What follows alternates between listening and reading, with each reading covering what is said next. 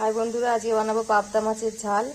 এই হচ্ছে পাবদা মাছ, সর্ষে, কটা রসুন কুচি নিয়ে নিয়েছি, আর হচ্ছে ধনে পাতা। যে মাছগুলো দেখুন,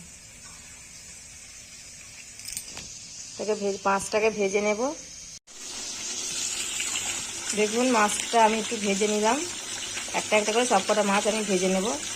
এতে আমি লঙ্কা ফোড়ন দিয়ে দেওয়ার পর সর্ষেটা যে পেস্ট করেছিলাম, সেই সর্ষেটা পেস্টটা দিয়ে দেবো। হলুদ দিয়ে দেবো,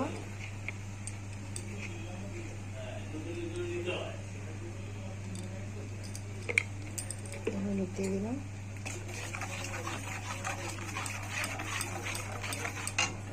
স্বাদ মতো নুন দিয়ে দেবো,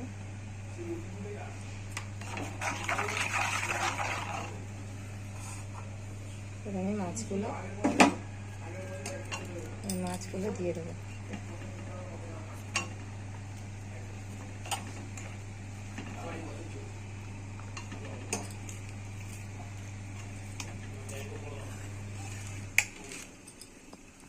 মাছগুলো দিয়ে ফুটে গেলে ধনে পাতা ছড়িয়ে নামিয়ে নেব।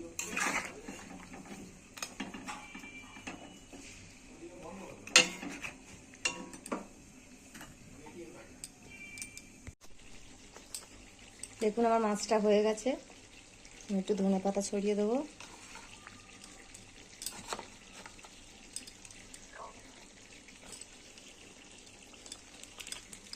আর একটু সর্ষের তেল দিয়ে দেবো উপর দিয়ে।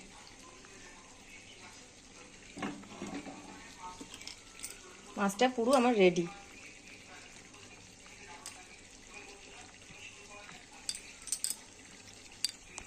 হচ্ছে পাবদা মাছের ঝাল হয়ে গেছে। যদি রান্নাটা ভালো লাগে আপনারা লাইক কমেন্ট শেয়ার করে দেবেন, সাবস্ক্রাইব করে দেবেন চ্যানেলটাকে।